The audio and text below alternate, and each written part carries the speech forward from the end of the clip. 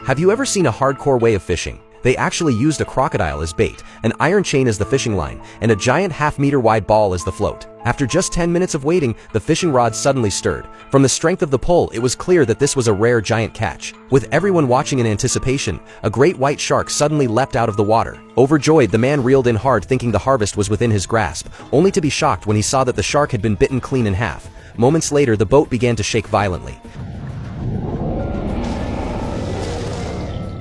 At the same time, far away in Antarctica, the U.S. Navy's aircraft carrier USS Ronald Reagan encountered a bizarre incident. They unexpectedly discovered a nuclear submarine that had been missing for 47 hours, but the location was over 5,000 nautical miles from where it had disappeared. At the submarine's top speed, it was impossible to travel that distance in such a short time. Rescuing the crew was the top priority.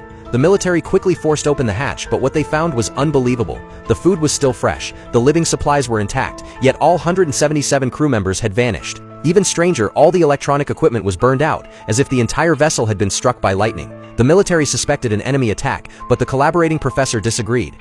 I've been expecting it. To uncover the truth, the Navy deployed a small submersible to the incident area. Laura, a marine biologist, joined the investigation. Piloting the sub, she descended slowly into the depths. At 1,000 meters, the ocean was pitch black, with only strange fish swimming about. She continued down to 1,500 meters, where the seafloor came into view. Thanks to volcanic activity supplying abundant organic matter, the water temperature reached 416 degrees Fahrenheit. Yet the area was teeming with life. As she carefully recorded her observations, a dark shadow streaked across her monitor, glowing faintly as it passed. Alarmed, Laura peered out through the porthole, but saw nothing unusual, and even the control room's radar picked up no trace. She thought her eyes had deceived her, until a piercing roar shook the sub. The hull shuddered as if struck, and when she turned, she saw an enormous glowing creature. Strangely, the radar still showed nothing. Driven by curiosity, Laura pursued it. Soon a massive crater over 200 meters wide appeared before her, bottomless, ominous, and terrifying. Just as she was about to investigate further, her instruments showed the sub rising rapidly,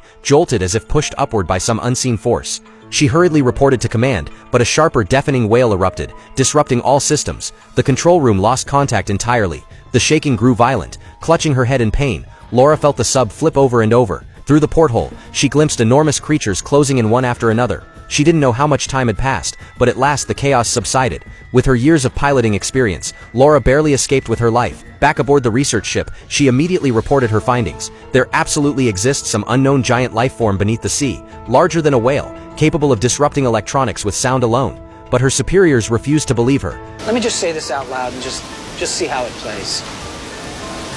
This morning you saw a sea monster. Yeah. Meanwhile, strange phenomena continued to erupt around the globe. Off the coast of Spain, two fishermen were casting their lines, when without warning, countless meteors lit up the night sky. Just as they were about to make wishes, the meteors multiplied, and before their horrified eyes, a storm of blazing rocks plunged into the sea ahead.